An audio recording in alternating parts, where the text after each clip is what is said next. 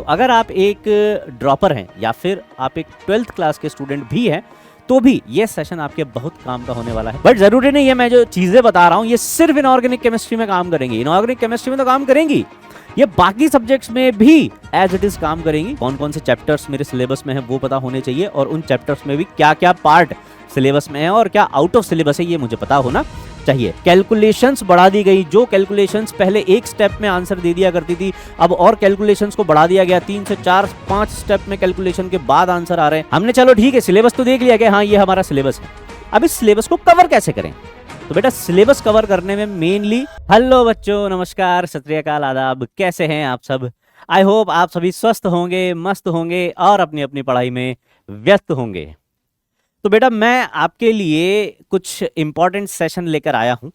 इस सेशन में मैं आपसे कुछ जरूरी बातें डिस्कस करूंगा। बेटा मेरा नाम है हितेश और मैं आपका केमिस्ट्री टीचर और मेरा जो स्पेशलिटी है वो है इनऑर्गेनिक केमिस्ट्री। मैं आपको इनऑर्गेनिक केमिस्ट्री पढ़ाऊंगा, ठीक है। तो अगर आप एक ड्रॉपर हैं या फिर आप एक 12th क्लास के स्टूडेंट भी हैं तो भी ये सेशन आपके बहुत काम का होने वाला है। अगर आप अभी नीट 2026 की तैयारी करना शुरू कर चुके हैं या अभी करने वाले हैं या करने की सोच रहे हैं तो ये सेशन आपके बहुत बहुत ज्यादा काम का सेशन होने वाला है, ठीक है। क्योंकि अभी आपके दिमाग में बहुत से डाउट्स होंगे। अगर आप पहली बार ड्रॉप ले रहे हो या आप पहले भी ड्रॉपर रह चुके हो तो आपके दिमाग में अलग अलग सवाल होंगे।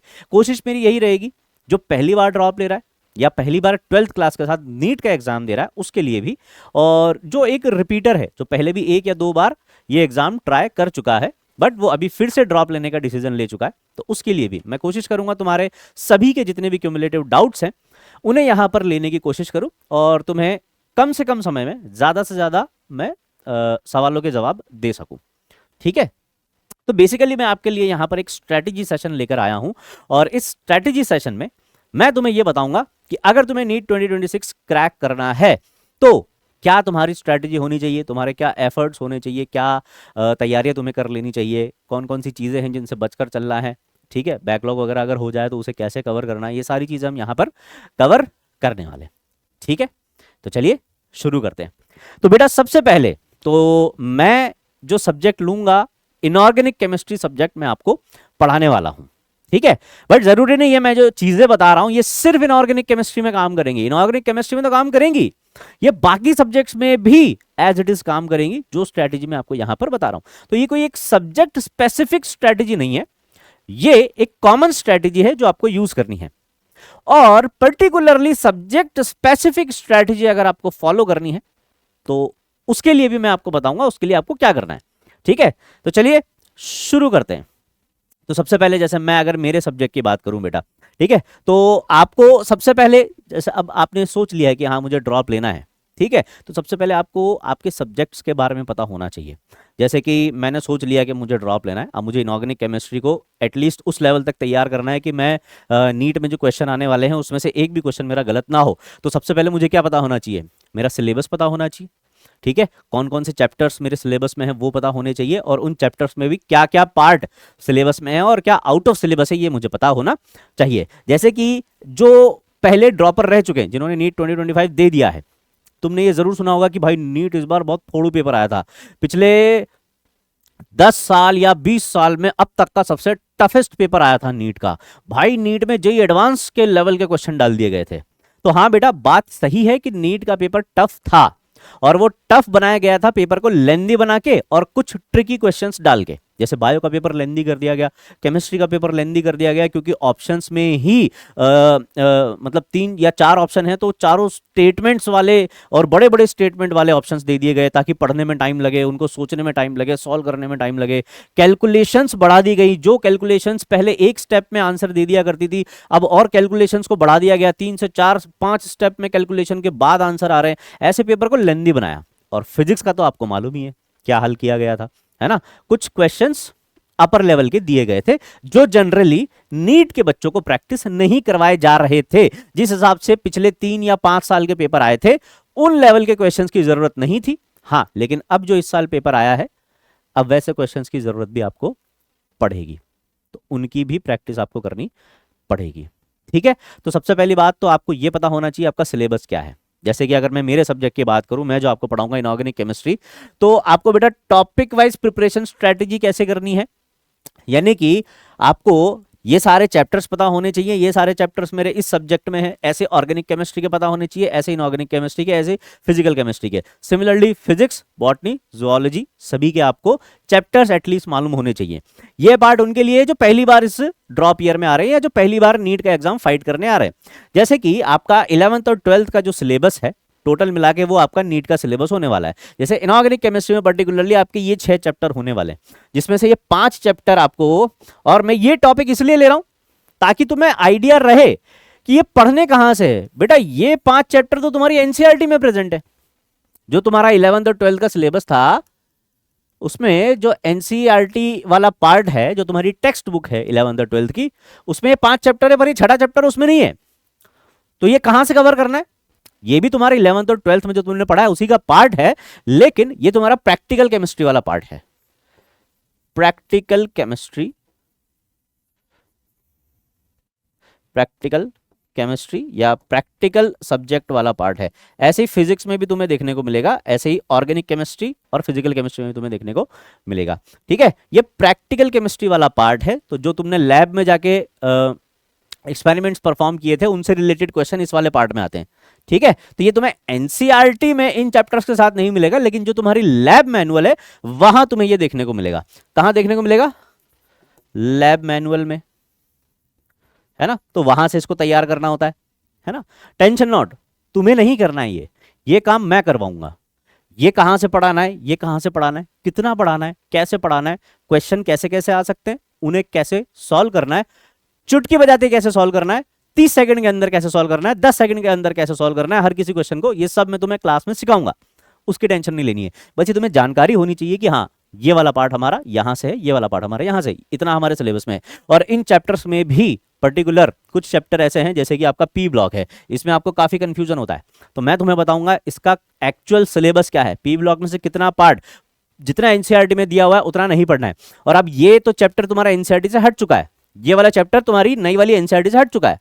तुम अभी 12th में हो अगर, या लास्ट ईयर तुम 12th में रहे हो, तुमने ये चैप्टर नहीं देखा होगा। ठीक है, तो इसमें से कितना पढ़ना है वो सब मैं तुम्हें बताऊंगा। तो बस मुझ पे आंख बंद करके भरोसा कर लेना, इस सब्जेक्ट को लेकर तुम्हारी नैया जरूर पार लगा दूंगा इसमें। ठीक है, कॉन्फिडेंस के साथ ठोक के बोलता हूं मैं कि अभी तक ऐसा नहीं हुआ कि हमने पढ़ाया और वो एग्जाम में नहीं आया। ठीक है, जो हम पढ़ाते बेटा वही एग्जाम में आता है, और जिस तरीके के क्वेश्चंस हम बताते हैं बिल्कुल वैसे क्वेश्चंस आते हैं। अभी इस साल के एग्जाम में भी इनऑर्गेनिक केमिस्ट्री में तो स्पेशली बच्चों के क्वेश्चंस गलत नहीं हुए हैं। मैं आपको लाइन से नाम गिना सकता हूं कि इतने बच्चे हैं जो पूरे के पूरे क्वेश्चंस केमिस्ट्री में सही करके आए। ठीक है, चलिए वो बात अपन आगे करेंगे, अभी फिलहाल अपन नेक्स्ट पॉइंट पर चलते हैं कि सिलेबस कवर कैसे करना है। सर हमने चलो ठीक है सिलेबस तो देख लिया कि हाँ ये हमारा सिलेबस है, अब इस सिलेबस को कवर कैसे करें। तो बेटा सिलेबस कवर करने में मेनली मैं सिर्फ मेन चीजों पे फोकस अगर करूं तो एक तुम्हारा थ्योरी पार्ट होता है सिलेबस का, और एक तुम्हारा क्वेश्चन वाला पार्ट होता है। तुम्हें अगर पता हो या ना हो, सिर्फ क्लास अटेंड कर लेने से और उसकी थ्योरी पढ़ लेने से सिलेबस कंप्लीट नहीं होता है। अगर तुम्हें कंप्लीट सिलेबस कवर करना है तो तुम्हें बेटा थ्योरी तो करनी ही पड़ेगी, उस थ्योरी से रिलेटेड क्वेश्चंस, जबकि सबसे ज्यादा इंपॉर्टेंट पार्ट ये है, तुम वो कर लेते हो ना तो तुम्हारा 30-40% सिलेबस कवर होता है, बाकी का 60% सिलेबस जब तक ये नहीं करोगे कवर नहीं होगा। चाहो तो करके देख लो, तुम में से कईयों ने किया होगा, सिर्फ थ्योरी पढ़ी होगी और एग्जाम देने चले गए होंगे, 30% क्वेश्चन सॉल्व होंगे सिर्फ, है ना। चाहो तो करके देख लेना। ठीक है, तुम अभी जब तैयारी स्टार्ट कर रहे हो, तुम स्टार्टिंग में अगर ये देखना चाहते हो कि क्वेश्चन ना करने से क्या इफेक्ट पड़ता है एग्जाम में मेरे स्कोर पर, तो सिर्फ थ्योरी पढ़ के जाना, 30% से ज्यादा क्वेश्चन सॉल्व नहीं कर पाओगे, मेरी गारंटी है। ठीक है, तो बेटा स्टार्टिंग से एक बात दिमाग में रखना कि थ्योरी भले ही मैं आधा घंटा कम पढ़ लूंगा, थ्योरी में भले ही मैं एक पैराग्राफ कम रीड लगा लूंगा, क्वेश्चन तो मैं हमेशा एक्स्ट्रा ही करूंगा। यह बात दिमाग में बिठा लेना अभी से ही। क्वेश्चन जितने ज्यादा करोगे उतना ज्यादा कॉन्फिडेंस आएगा एग्जाम में। ठीक है, यह रामबाण इलाज है तुम्हारी हर समस्या का। जितने ज्यादा क्वेश्चंस उतना ज्यादा कॉन्फिडेंस। और नीट सिर्फ पढ़ के और क्वेश्चन सॉल्व करने का नाम नहीं है, नीट कॉन्फिडेंस का नाम है। अगर तुम कॉन्फिडेंस में पेपर अटेंड करके आओगे ना, तभी नीट फोड़ पाओगे बेटा। ऐसा नहीं है कि तुमने सब कुछ पढ़ लिया, सारे क्वेश्चंस कर लिए, पर अंदर से डर लग रहा है कि यार सही होगा या नहीं होगा, नहीं निकाल पाओगे नीट। निकाल भी लोगे तो अच्छे मार्क्स नहीं ला पाओगे, तुम्हारी पसंद की जो सीट है वो नहीं ले पाओगे। लेकिन तुम कंप्लीट सिलेबस कवर करके कॉन्फिडेंट होकर जाओगे, जरूर फोड़ कर आओगे। क्योंकि अब एग्जाम में सिर्फ क्वेश्चन सही करना एकमात्र जो है वो मापदंड नहीं रह गया है कि बच्चा सेलेक्ट होगा या नहीं होगा। वो जो प्रेशर है एग्जाम टाइम के ड्यूरेशन में, जो बच्चे को हैंडल करना आना चाहिए, उसकी भी प्रैक्टिस होनी चाहिए। इस बार के पेपर में यही हुआ था, कई बच्चे वो प्रेशर हैंडल ही नहीं कर पाए।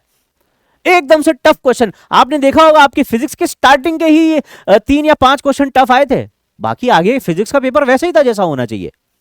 कुछ 3 या 5 क्वेश्चन आपको टफ दिए गए थे और जानबूझ के उनको स्टार्टिंग में डाला गया था, ताकि पहले ही तुम हथियार डाल दो कि अरे भाई साहब एक क्वेश्चन लगाया नहीं हुआ, 2 लगाया नहीं हुआ, तीसरे में तो हथियार ही डाल दिए कि भाई ये पेपर तो नीट का है ही नहीं, ये तो जेईई एडवांस का पेपर दे दिया गया है। पेपर नीट का ही है बेटा, और आगे भी तुम मान के चलो ऐसा ही आएगा। इस बार फिजिक्स में आ गया तो हो सकता है फिजिक्स अब मॉडरेट आ जाए, केमिस्ट्री में ऐसा पेपर आ जाए। ऐसा हो सकता है फिजिक्स केमिस्ट्री मॉडरेट आ जाए, बायो एकदम टफ आ जाए, है ना। तो तैयारी तो वैसी करनी पड़ेगी, ठीक है। तो तुम्हारे सब्जेक्ट के बाहर से कुछ नहीं आ रहा है, आ वहीं से रहा है। क्वेश्चन को जानबूझ के टफ इसलिए बनाया जा रहा है ताकि अगर वहां पर एग्जाम टाइम में आप वो क्वेश्चन देखो तो उस सिचुएशन में जब तुमसे शुरुआत के ही 5 क्वेश्चन नहीं बने तो उस सिचुएशन को कैसे हैंडल करें। अब कैसे हैंडल करें? क्या युद्ध में शुरुआत में अगर थोड़ा सा पिछड़ गए तो क्या यह सुनिश्चित कर देगा कि तुम्हारी हार तय है? नहीं, उस युद्ध का आखिरी सेकंड तय करेगा। जिसने हार नहीं मानी वही विजेता कहलाएगा। तो हमारा नीट का एग्जाम एक युद्ध से कम नहीं है बेटा। बहुत लाखों बच्चे बैठेंगे, और वो जो बच्चे बैठेंगे उसमें से कई ऐसे होंगे जो इतने दृढ़ आत्मविश्वास के साथ वो पेपर देने गए होंगे कि कुछ भी हो जाए इस साल मुझे सेलेक्ट होना ही है। तो तुम्हें भी उसी आत्मविश्वास के साथ जाना है पेपर देने। वो आत्मविश्वास कहां से आएगा? वो आत्मविश्वास आएगा तैयारी से। और वो तैयारी 1 या 2 दिन में नहीं होती है, पूरे साल लग जाते हैं, 2-2 3-3 साल लग जाते हैं कईयों को, ठीक है। तो तुम्हारे पास अभी बहुत टाइम है। तुम्हें क्या करना है? उस लेवल की तैयारी कर लेनी है कि नीट के एग्जाम के टाइम पे वो 3 घंटे में कैसा भी प्रेशर मेरे ऊपर डाल दिया जाए, कैसी भी सिचुएशन आ जाए, मैं अपना बेस्ट परफॉर्म करके आऊंगा। मैं अपना 100% से ज्यादा देकर आऊंगा एग्जाम में। हाँ, फिर उसके बाद क्या होगा उसके बारे में नहीं सोचना है, ठीक है। उसके बारे में नहीं सोचना है। इसे ही कहते हैं कर्म करो और फल की इच्छा मत करो। सब कुछ उस पे छोड़ दो, क्योंकि तुमने अगर कर्म सही किए हैं तो उसका फल बेटा तुम्हें जरूर मिलेगा। तो बेटा ये जो थ्योरी वाला पार्ट है, ये थ्योरी वाला पार्ट तुम्हें डेली क्लासेस जो तुम्हारी हो रही हैं उसमें कवर करना है। तुम जो डेली क्लास कर रहे हो, कोई भी क्लास मिस नहीं करनी है, कोई बैकलॉग क्रिएट नहीं करना है अपनी खुद की तरफ से, खुद की इच्छा से कि हाँ ठीक है यार आज एक काम करता हूं, पढ़ने का मन नहीं है, एक काम करूंगा कल 2 लेक्चर अटेंड कर लूंगा एक की जगह। ऐसा बिल्कुल मत करना। यहीं से तुम्हारे डाउनफॉल की शुरुआत होगी। अगर तुमने एक दिन खुद से यह कर दिया ना, आज मन नहीं है यार, आज ऐसा करता हूं, आज रेस्ट करता हूं यार थोड़ा घूम आता हूं, दोस्तों के साथ बहुत दिन हो गए नहीं गया, पहले लेक्चर अटेंड करना है, उसका होमवर्क कंप्लीट करना है, उसके बाद टाइम स्पेंड करने जाना है, ठीक है।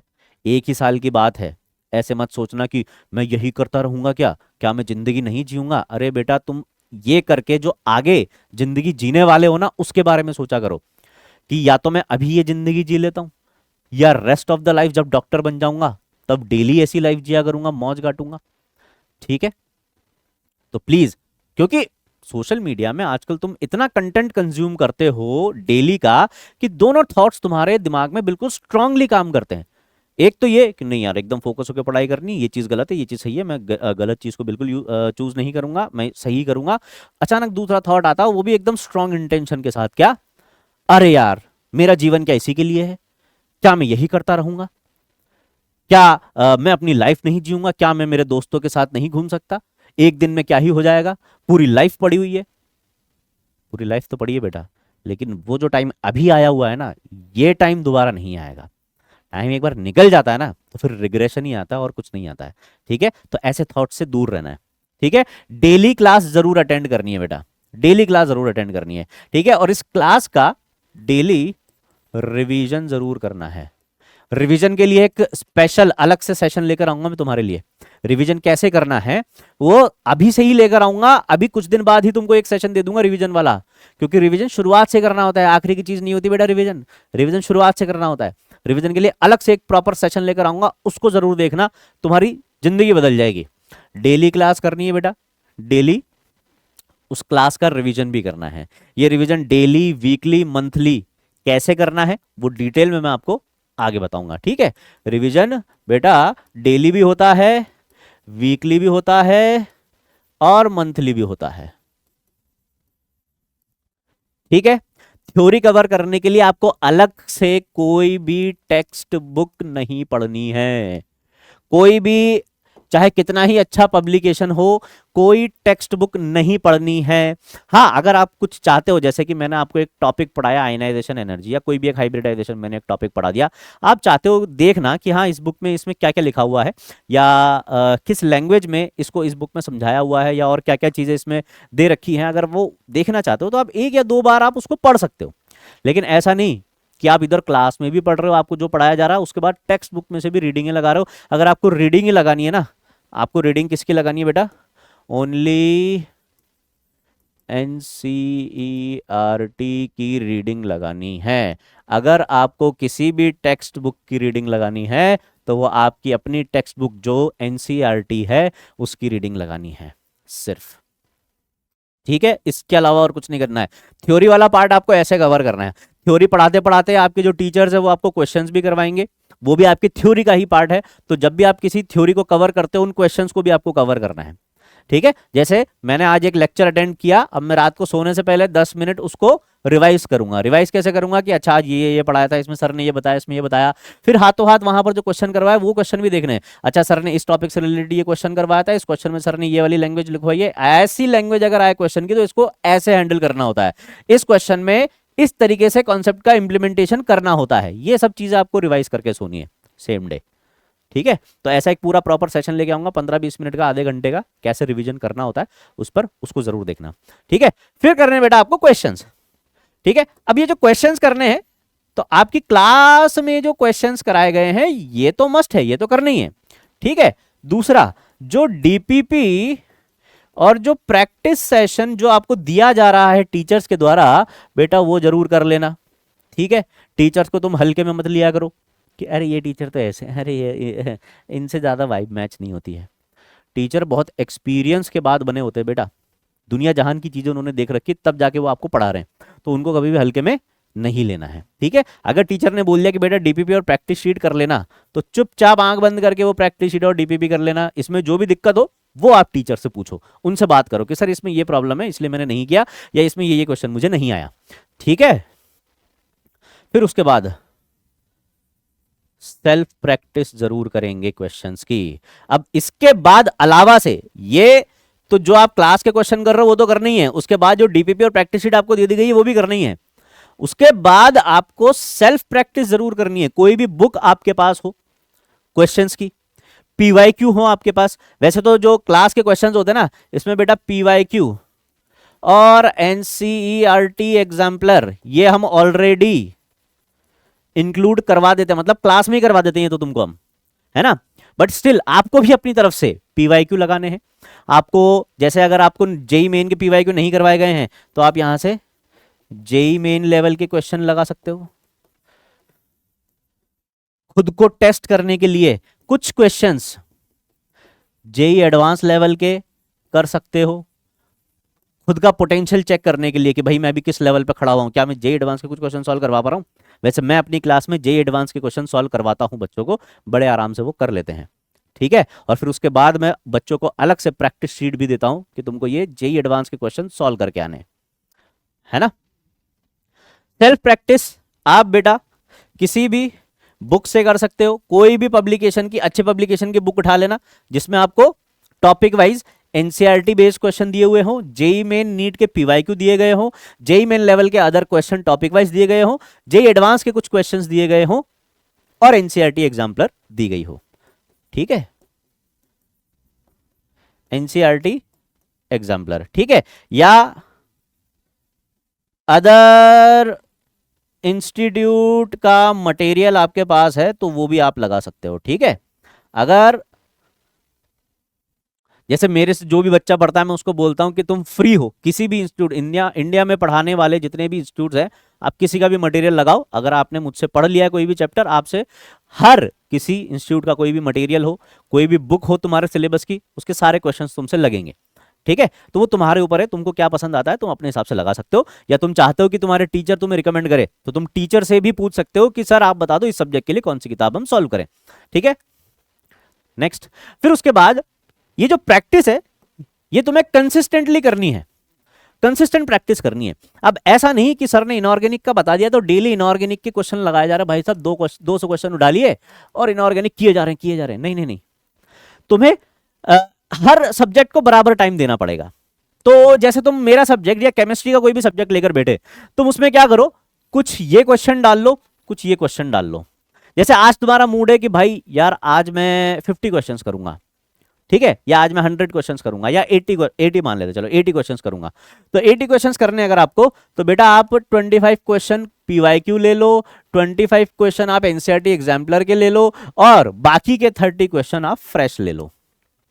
अब ये रेशो आप अपने हिसाब से चेंज कर सकते हो। आपको 50 क्वेश्चन लेने अगर, तो एनसीईआरटी एग्जाम्पलर में ज्यादा नंबर ऑफ क्वेश्चन नहीं होते, आप इसके 10 क्वेश्चन ले लो, इसके 20 क्वेश्चन ले लो, इसके 20 क्वेश्चन ले लो इस सेक्शन से। पर ये इंपॉर्टेंट है, ये जरूर करना है बेटा, ये जरूर करना है, फ्रेश क्वेश्चंस जरूर करने हैं, क्योंकि जो क्वेश्चंस ऑलरेडी आ चुके हैं वो तो तुम ऑलरेडी उनको देख चुके हो।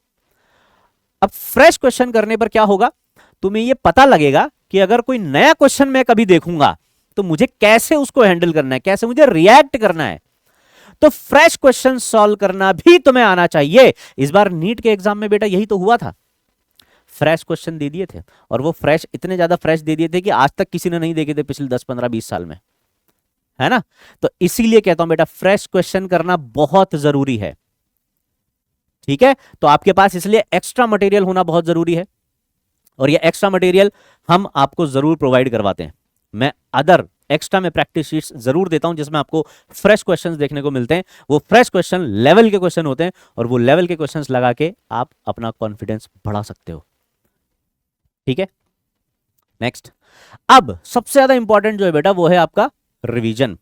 ये रिवीजन जरूर प्लान करना आना चाहिए आपको। रिवीजन कैसे करना होता है यहां तो मैं आपको शॉर्ट में बताऊंगा, लेकिन एक सेशन में अलग से लेकर आऊंगा जिसमें आपको पूरा कंप्लीट गाइडेंस दूंगा कैसे रिवीजन करना चाहिए। ठीक है, आधे घंटे 20 मिनट का एक मैं पूरा सेशन दूंगा आपको, उसमें आपको मैं परफेक्ट स्ट्रेटेजी बताऊंगा रिवीजन के लिए।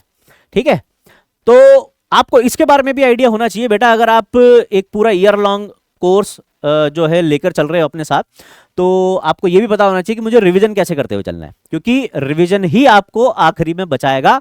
जो आपको आखिरी में दिक्कत आएंगी कि यार कुछ चीजें याद आ रही हैं, कुछ नहीं आ रही हैं, क्या पढ़ना है क्या नहीं पढ़ना है, अगर आपने रिवीजन ठीक से किया होगा तभी आप इन पॉइंट्स पर सही से काम कर पाओगे। ठीक है, तो रिवीजन करने के लिए लास्ट में आपको ज्यादा टाइम ना लगे, आपको एटलीस्ट ये पता रहे कि मुझे अब रिवीजन में करना क्या है, आप कुछ फेमस स्ट्रेटजीज को यूज कर सकते हो। जैसे कि एक पेज के समरी नोट्स बना लो। ठीक है, आपको समरी लेक्चर्स देंगे आपके फैकल्टीज, है ना, वो आपके बहुत काम आएंगे रिवीजन में, है ना। पर समरी लेक्चर को लास्ट में नहीं देखना होता है, सिलेबस खत्म होने के बाद। जैसे ही आपका चैप्टर खत्म हुआ ना, ये समरी लेक्चर आपको उसके बाद हाथों हाथ देखना है। आपको लगेगा तो सही कि यार 1.5 से 2 घंटे अभी तो मैंने नया नया ताजा ताजा चैप्टर पढ़ा है, अब वापस पूरा 2 घंटे का एक समरी लेक्चर का अटेंड करूं, सब कुछ पढ़ा हुआ तो है, याद तो है। Biology, organic chemistry, inorganic chemistry, खासकर इनमें आपको पता नहीं चलता कि आप कब भूल जाते हो, क्योंकि इनमें लर्निंग वाला पार्ट ज्यादा है, इनमें मेमोरी बेस्ड क्वेश्चंस ज्यादा आते हैं, इनमें नंबर ऑफ कॉन्सेप्ट्स ज्यादा हैं, और उन पर बेस्ड क्वेश्चंस कम है, खासकर इनऑर्गेनिक केमिस्ट्री और बायोलॉजी में। तो तुम्हें उन कॉन्सेप्ट्स को रेगुलर रिवाइज करना होता है। तुम्हें पता नहीं लगता कि तुम भूल गए हो, तुम्हें लगता है सब याद है, फिर अचानक से जब 15-20 दिन या 1 महीने 2 महीने बाद जब वापस से देखते हो, जब टेस्ट आने वाला होता है, तब लगता है यार ये पढ़ा तो था, उतना अच्छे से याद क्यों नहीं आ रहा है। ये मैंने ही तो लिखा था यार, ये क्वेश्चन कैसे किया था, ये तो मैंने उस टाइम बड़े आसानी से सॉल्व कर दिया था, अब सॉल्व ही नहीं हो रहा है। ये प्रॉब्लम्स आने लग जाती हैं। ठीक है, तो उसके लिए आपके ये जो समरी लेक्चर्स है बेटा, ये जरूर अटेंड करने हैं आपको। आपको 1 पेज के समरी नोट्स बनाने, जिनको आप शॉर्ट नोट्स भी बोलते हो। ठीक है, ऑर्गेनिक में शॉर्ट नोट्स अलग तरीके से बनेंगे, इनऑर्गेनिक में शॉर्ट नोट्स अलग तरीके से बनेंगे। इनऑर्गेनिक में जो फेमस ट्रेंड्स हैं, जो आपको सर ने बताए हैं कि भाई इस प्रॉपर्टी में ये ट्रेंड चलता है, इस प्रॉपर्टी में ये ट्रेंड चलता है, आपको वो नोट करने हैं। यहां पर ट्रेंड ये चलना चाहिए था, लेकिन एक और दूसरा कंसेप्ट लग जाने की वजह से यहां पर आपको ट्रेंड डिफरेंट देखने को मिला। उनको जरूर मार्क करके लिखो अपने शॉर्ट नोट्स में। तो आपको एक पेज उठाना है A4 साइज का, उसमें पूरे चैप्टर की जितनी भी इंपॉर्टेंट चीजें बताइए सर ने, वो सब एक साथ लिखनी है, कुछ इस तरीके से अरेंज करके कि आप सिर्फ एक पेज में पूरा चैप्टर रिवाइज कर सको। तो अगर इनऑर्गेनिक के 6 चैप्टर हैं, तो आपके पास ऐसे 6 पेज होने चाहिए, जिनको देखकर आप हर एक चैप्टर को रिवाइज कर लो कि हाँ मैंने इस चैप्टर में ये पढ़ा, इसमें ये इंपॉर्टेंट है। ठीक है, इसके लिए आप 1 पेज समरी नोट्स भी ले सकते हो, और उसके अलावा फ्लैश कार्ड्स भी यूज कर सकते हो। फ्लैश कार्ड्स का यूज मैं आपको, वैसे तो जनरली ज्यादातर लोग इसका यूज नहीं करते, पर मैं कहूंगा बेटा किया करो।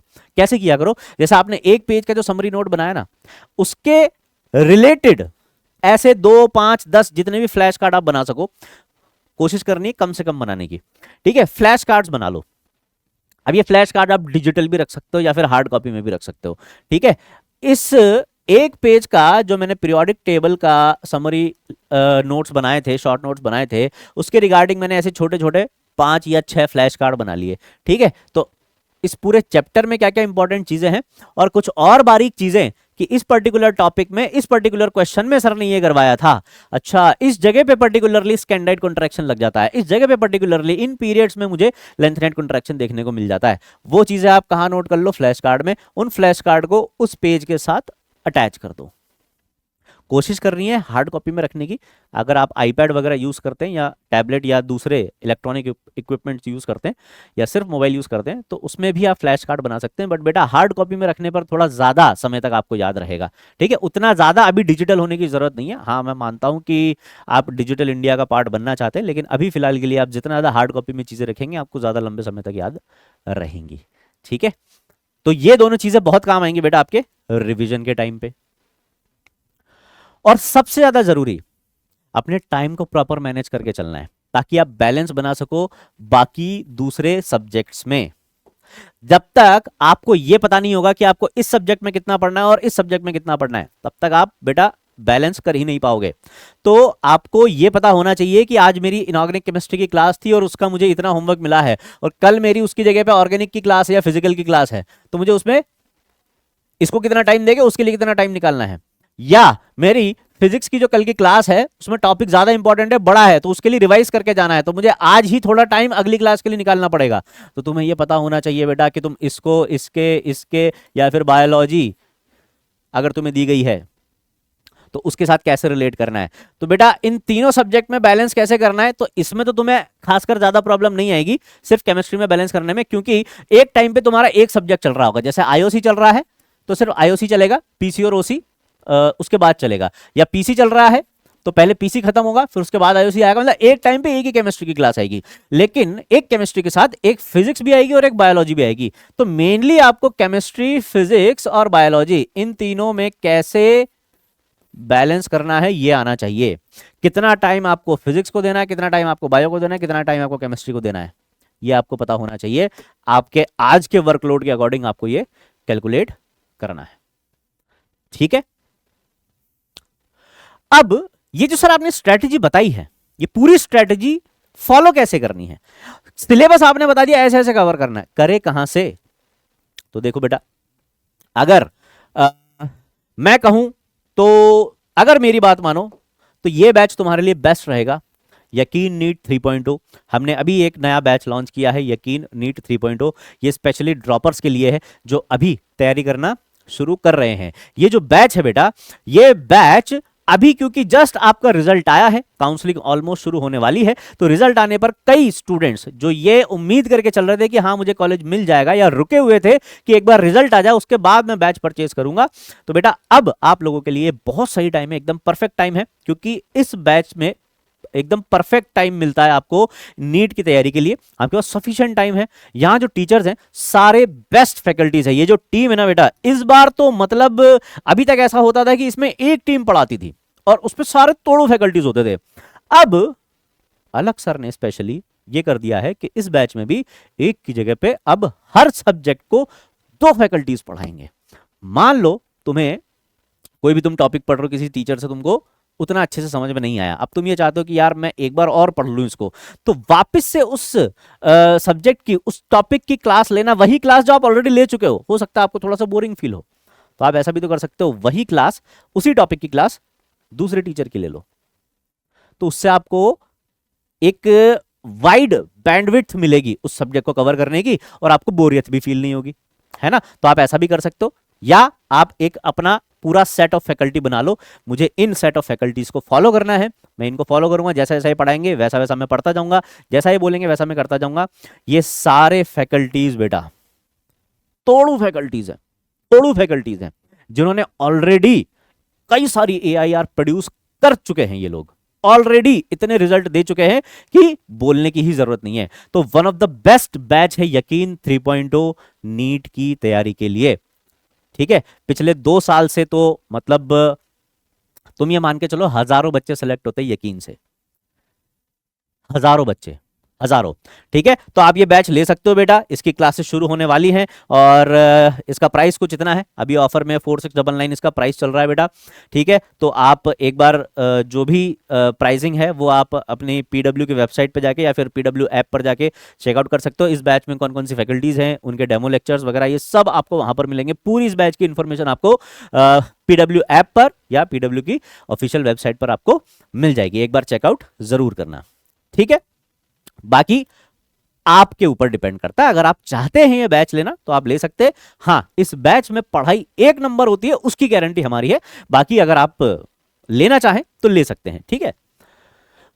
उसके बाद एक सबसे जरूरी टॉपिक अगर मैं बात करूं बेटा, एक बहुत जरूरी टॉपिक बैकलॉग, जो थोड़ा सा फैंसी टर्म है, बोलने में भी अच्छा लगता है ना। और जब भी हम कोई भी बैच लॉन्च करते हैं या फिर कोई भी मैं सेशन लेता हूं लाइव सेशन, उसमें सबसे ज्यादा जो क्वेरीज आती है वो आती है इसके रिगार्डिंग, सर बैकलॉग हो गया बताओ क्या करें। तो बैकलॉग होता क्या है, 90% केस में ये कुछ नहीं है बेटा, ये है मक्कारी, और 10% केस में ये जेन्युइन केस होता है, ठीक है।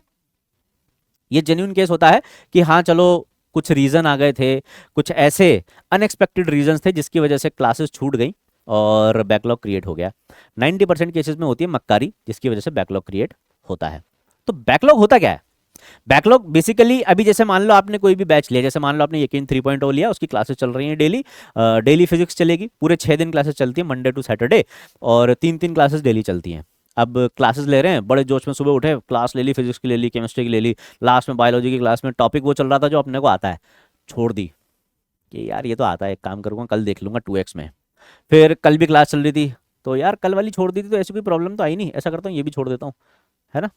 ऐसे करते करते 2-3 क्लास छोड़ दी।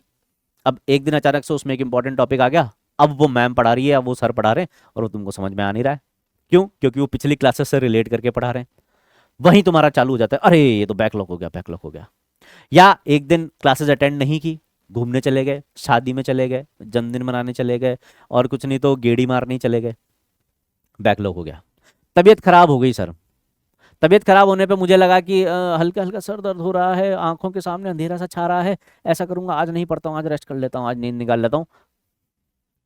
सुबह 8 बजे क्लासेस चालू हो जाती है, ओहो मैं तो रात में सोया ही 4 बजे था, 4 बजे तक तो मैं दोस्तों के साथ PUBG खेल रहा था, बहुत ज़रूरी मैच था मेरा, और अब 8 बजे तक कैसे उठ सकता हूँ मैं, तो मैं उठा 10 बजे और आंखें खुली तब तक 11 बज गए थे, और फिर मैं क्लास अटेंड करने लायक हुआ तब तक तो क्लासेस ही खत्म हो गई थी। तो ये एक दिन का बैकलॉग हो गया। ऐसे एक दिन का बैकलॉग हुआ और उसके बाद एक एक करके ये कड़ियों में जुड़ता जाएगा और ये एक दिन का बैकलॉग महीनों का बैकलॉग बन जाएगा, ठीक है। तो जो तुम्हारा करंट क्लास में सिलेबस चल रहा है, अगर तुम उससे पीछे चल रहे हो तो उसको बोला जाएगा बैकलॉग, ठीक है। अब ये बैकलॉग बेसिकली किस वजह से होता है, तो ये जो 10% जो जेन्युइन केस है वो हेल्थ इश्यूज होते हैं, या फिर मान लो कोई बहुत ज़रूरी ऐसा काम आ गया जिसमें आप मतलब नहीं कर सकते थे क्लास अटेंड, तो वो 10% केसेस हमने ऐसे जेन्यून केसेस मान लिए, जिसमें से हेल्थ इशू एक जेन्यून केस हम मान के चलते कि यार तबीयत बहुत ज़्यादा खराब थी, नहीं कर पाया पढ़ाई, ठीक है। उसके अलावा जैसे इनएडुकेट प्रिपरेशन चल रही तुम्हारी, मतलब हाँ ठीक है अभी पढ़ लिया बाद में पढ़ लेंगे, ऐसे मतलब टल्ले मार काम चल रहा है, ठीक है। तो ये हो गया एक reason. Studying without any strategy, कोई स्ट्रेटजी नहीं है, उठे और क्लास करना चालू कर दिया, पढ़ लिया, जो पढ़ाया टीचर ने वो पढ़ लिया, और उसके बाद पता ही नहीं करना क्या है, अगले दिन बस वापस से क्लास अटेंड कर लेंगे, फिर पढ़ लिया, फिर आराम से बस दिन भर मस्ती मार, फिर अगले दिन। कोई स्ट्रेटजी नहीं है तुम्हारी कि मुझे ये पढ़ने के बाद इसके कितने क्वेश्चन लगाने, इस टॉपिक पे कितना फोकस करना है, कोई स्ट्रेटजी नहीं, विदाउट स्ट्रेटजी पढ़े जा रहे हैं, पढ़े जा रहे हैं, तो पढ़ तो रहे हैं पर भूलते जा रहे हैं, वो भी एक तरीके से बैकलॉग है। लैक ऑफ मोटिवेशन, कोई मोटिवेशन ही नहीं है, दोस्त ने लिया था बायो मैंने भी ले लिया, उसने खरीदा था यकीन 3 पॉइंट मैंने भी खरीद लिया, बस अब वो कर रहा है क्लास मैं भी कर रहा हूं। कोई मोटिवेशन नहीं है कि डॉक्टर बनना है यार, वो लाइफ जीनी है यार, वो रुतबा हासिल करना है यार, नहीं कर रहे हैं क्लास कर रहे हैं, बस क्लास हो गई तो ठीक है, नहीं हुई तो भी ठीक है, चलता है, कोई मोटिवेशन नहीं। ये भी बैकलॉग की बहुत बड़ी रीजन है। पुअर टाइम मैनेजमेंट, सबसे बड़ा जो कारण है बैकलॉग होने का वो है poor time management. Time management अगर ठीक से नहीं हो पा रहा है तो बैकलॉग होना ही होना है। नहीं पता, आज आईओसी के 10 क्वेश्चन लग गए तो मजा आ गया भाई साहब, 10 क्वेश्चन कर दिए मजा ही आ गया, अब तो फोड़ दूंगा आईओसी, ले लिए 100 क्वेश्चन और वो भी लगा दिए, पर पता चला कि भाई साहब 4 घंटे तो इसमें निकाल दिए मैंने, अब मेरी एनर्जी भी गई और बाकी का बचा हुआ टाइम भी गया, अब बचे मेरे पास 2 घंटे, उसमें मुझे फिजिक्स का भी होमवर्क करना था और मुझे बायो का भी होमवर्क करना था। इसमें इतना मजा आ गया, ये इतना आसान लगा कि उनको टाइम ही नहीं दिया। प्रॉपर टाइम मैनेजमेंट आना जरूरी है। अगर आप मान लो क्लास अटेंड करने के बाद 6 घंटे सेल्फ स्टडी करते हो, तो उसमें ऐसा नहीं करना है कि बराबर बराबर सबको बांट दिए। अरे भाई ऐसा भी तो हो सकता है ये 2 घंटे आईओसी तुम्हारे आईओसी को चाहिए ही नहीं, इसमें से आधा ही घंटा चाहिए, तो बाकी का जो 1.5 घंटा बचा वो फिजिक्स में लगा दो या बायो में लगा दो, इसमें ज्यादा होमवर्क है। तो टाइम मैनेजमेंट आना चाहिए बेटा, अगर तुम खुद का ही टाइम मैनेज नहीं कर पा रहे तो तुम आगे जाके जिंदगी में करोगे क्या, है ना। तो टाइम मैनेजमेंट प्रॉपरली होना चाहिए। और बाकी जो भी पर्सनल प्रॉब्लम्स हैं, इसमें से कुछ जरूरी भी हो सकती है, कुछ फैमिली इश्यूज भी हो सकते हैं और कुछ पर्सनल फैमिली इशू भी हो सकते हैं, है ना। जैसे रात में देर तक बात कर ली या उसके रिप्लाई का वेट ही करते रह गए, उसने तो रिप्लाई किया नहीं, पता चला वो जिससे तुम्हारा अखंड वन साइडेड लव है वो उधर किसी और से ही तुम्हारा अलग ही लव ट्रायंगल चल रहा है ना। उसके चलते दिमाग में टेंशन आ गई, डिमोटिवेट हो गए, है ना, और फिर उस वाले मोड में आ गए, ठुकरा के मेरा प्यार मेरा इंतकाम देखेगी, है ना। तो ऐसे बहुत से मोमेंट आएंगे, ये जो डिस्ट्रैक्शंस आएंगे ना ये हाँ एक पॉइंट इसमें ये भी मिसिंग है, डिस्ट्रैक्शंस जो हैं बेटा उससे जरूर दूर रहना है, तो मैं उसको तो अलग से लिख देता हूं यहां पर। डिस्ट्रैक्शंस, तुम्हें अच्छी तरीके से पता है कि क्या तुम्हारे लिए डिस्ट्रैक्शंस हैं, किन किन चीजों से तुम्हें दूर रहना है, ऐसी क्या क्या चीजें हैं जो तुम्हारा सिलेक्शन रोक सकती हैं, इनसे दूर रहना है, बस इनसे दूर रहना तुम्हारी जिम्मेदारी है, ये तुम्हारी जिम्मेदारी है इनसे दूर रहना, ठीक है। बाकी कवर कैसे करना है बैकलॉग, ये मैं तुम्हें बता सकता हूं कि सर बैकलॉग हो गया, चलो किसी जेन्युइन रीजन की वजह से हो गया, उसको कवर कैसे करें सर प्लीज ये बता दो, बेइज्जती तो बहुत कर दी आपने, अब थोड़ा सा गाइड भी कर दो कि बैकलॉग कवर कैसे करें। तो बेटा बैकलॉग कवर करने के भी आसान सा तरीका है, आपको बैकलॉग ये 2 तरीके से कवर करना है, मतलब थ्योरी भी कवर करनी है और क्वेश्चंस भी करने हैं। अब बैकलॉग की थ्योरी कवर करने के लिए आपको सबसे बढ़िया हेल्प मिलेगी वन शॉट वीडियो से और समरी लेक्चर से।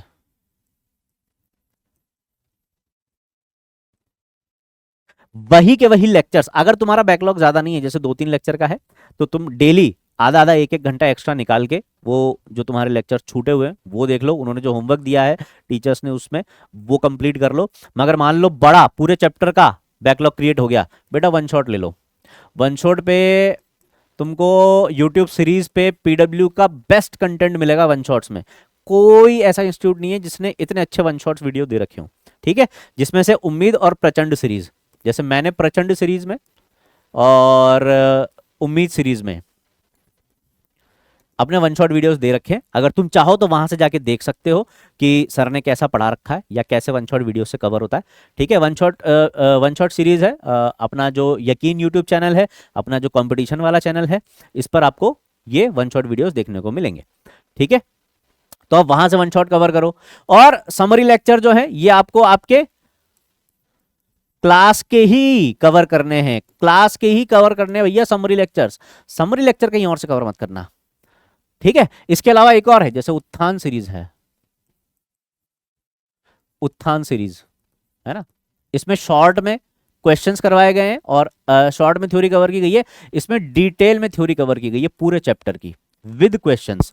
ठीक है, ये कर सकते हो। अच्छा, क्वेश्चंस कैसे कवर करने, इसमें भी तुम उत्थान सीरीज से कवर कर सकते हो, है ना। ये अपनी वाईटी सीरीज है, अपने यूट्यूब पे आप सर्च करोगे उत्थान सीरीज आपको मिल जाएगी।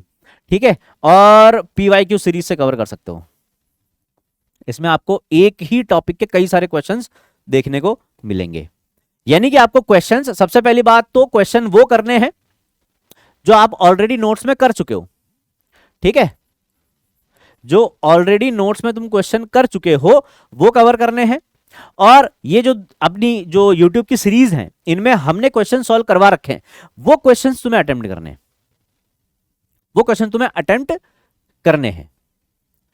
खुद से नए क्वेश्चन लेकर नहीं बैठना, सीधे पहले जो हम करवा रहे हैं उनको ध्यान से देखना है, उसके बाद अगर टाइम बचे तो उस टॉपिक के फ्रेश क्वेश्चन लेकर बैठना, लेकिन पहले जो हम करवा रहे हैं उन पर ध्यान देना। ऐसे तुम्हें अपना बैकलॉग कवर करना है। ठीक है, और सबसे ज्यादा इंपॉर्टेंट है बेटा, सबसे ज्यादा इंपॉर्टेंट है तुम्हारे टीचर्स की बात जरूर मानना, क्योंकि नालायकों अगर हमारी बात नहीं मानोगे तो जरूर पछताओगे। होता यही है, स्टार्टिंग में क्या थोड़ा तुम्हारा एड्रेनलिन ज्यादा उबाल मार रहा होता है, तो तुम अरे यार ये सिखाएंगे क्या मुझे, मैं 10th क्लास में ऐसे पढ़ा था ना, तो ऐसे ले आया था मैं 90%, तो ये गाइड करेंगे क्या मुझे, इनके तो खुद के कभी 10th में इतने नंबर नहीं आए होंगे जितने मेरे आ गए। ठीक है, ऐसा कभी नहीं सोचना है बेटा, टीचर्स को अंडर एस्टिमेट कभी नहीं करना है। अगर आपके टीचर्स आपको गाइड कर रहे हैं, आपको पूरी रेस्पेक्ट के साथ उनको फॉलो करना है, क्योंकि वो आपके ही भले के लिए काम कर रहे हैं। ठीक है, तो टीचर्स की बात जरूर माननी है। ठीक है, आखिरी पॉइंट है हमारा, अपनी लिमिट्स को पहचानना है बेटा, अपनी लिमिट्स को पहचानना है। और लिमिट, मैं यहां पर आपके पोटेंशियल की बात नहीं कर रहा कि तुम में कितना पोटेंशियल है, अरे तुम में तो भरपूर पोटेंशियल है बेटा, मतलब तुम कुछ भी कर सकते हो, तुम कुछ भी कर सकते हो, तुम इस दुनिया की सबसे मुश्किल चीज करने का भी दम रखते हो, मैं उसकी बात नहीं कर रहा। मैं ये बात कर रहा हूं कि तुम जिस एग्जाम को तैयारी जिस एग्जाम की तुम तैयारी कर रहे हो, उस एग्जाम के लिए तुम्हारा कितना पोटेंशियल काम आना है वो तुम्हें पता होना चाहिए। जैसे कि मान लो 100 क्वेश्चन करके तुम्हारा किसी सब्जेक्ट का एक पर्टिकुलर टॉपिक अच्छे से कवर हो रहा है और तुम किए जा रहे हो उसके 300 क्वेश्चन। कोई सा मोटिवेशनल वीडियो देख लिया था, उन्होंने बोला था पर टॉपिक के 400 क्वेश्चन जब तक नहीं करोगे तब तक मजा नहीं आएगा। अरे तो बेटा उसकी लिमिट ही इतनी है, तुम्हें इतना ही करना है, सिर्फ इतना कर लोगे तो तुम्हारा काम हो जाएगा। पर तुम क्या कर रहे हो बेटा, जबरदस्ती टाइम लगा रहे हो, 400 क्वेश्चन कर रहे हो, वो नहीं करना है बेटा तुम्हें।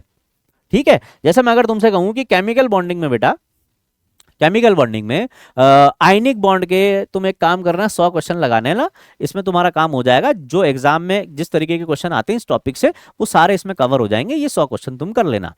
पर तुमने ईगो पर ले रखा है, 100 क्वेश्चन ही क्यों करूं भाई, मैं तो जब तक 400 नहीं कर लेता ना, मैं नहीं हिलता भाई साहब। मैंने देखा था एक वीडियो में, एक सर ने बोला था जब तक 400 क्वेश्चन हर टॉपिक के नहीं कर लेते ना, जब तक 50,000 क्वेश्चन, 60,000 क्वेश्चन, 20,000 क्वेश्चन नहीं कर लेते, तब तक कुछ नहीं होगा। अरे वो बात सही है बेटा, वो एक जनरल बात है। उनके कहने का मतलब है कि तुम जितनी ज्यादा क्वेश्चन प्रैक्टिस करोगे उतना ज्यादा तुम कॉन्फिडेंस में आओगे, उतना ज्यादा तुम क्वेश्चन सही करने की अपनी प्रोबेबिलिटी को बढ़ाओगे। पर अगर तुम्हें पता है कि इतना ही करना है और इससे हो जाएगा वो क्वेश्चन सही, पर तुम लगे हुए हो, तो ऐसा नहीं कर सकते। जिस टॉपिक में तुम्हें जरूरत है उसके 400 लगा लो, और जिसमें जरूरत है 100 की उसमें सिर्फ 100 लगाओ। तो ये लिमिट तुम्हें पता होनी चाहिए। कौन बताएगा तुम्हें ये लिमिट? ये बताएंगे तुम्हें तुम्हारे टीचर्स बताएंगे। इसीलिए ये पॉइंट मैंने पहले ही डाल दिया था कि तुम्हारे टीचर्स को फॉलो जरूर करना है। और फॉलो करना है मतलब इंस्टाग्राम पे फॉलो नहीं करना है नालायकों। जो टीचर्स तुम्हें समझा रहे हैं, जो बात तुम्हें बोल रहे हैं, वो बात माननी है।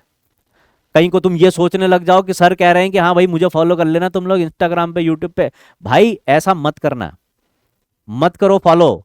उधर जो हम बोल रहे हैं, जो हम तुम्हें सिखा रहे हैं, उसको मानना है। हम यहां पर फॉलोइंग के लिए नहीं है बेटा, हम तुम्हारा भविष्य बनाने के लिए है। ठीक है, चलिए। तो ये था बेटा अपना आज का स्ट्रेटजी सेशन, जो आपकी नीट 2026 क्रैक करने में हेल्प करेगा।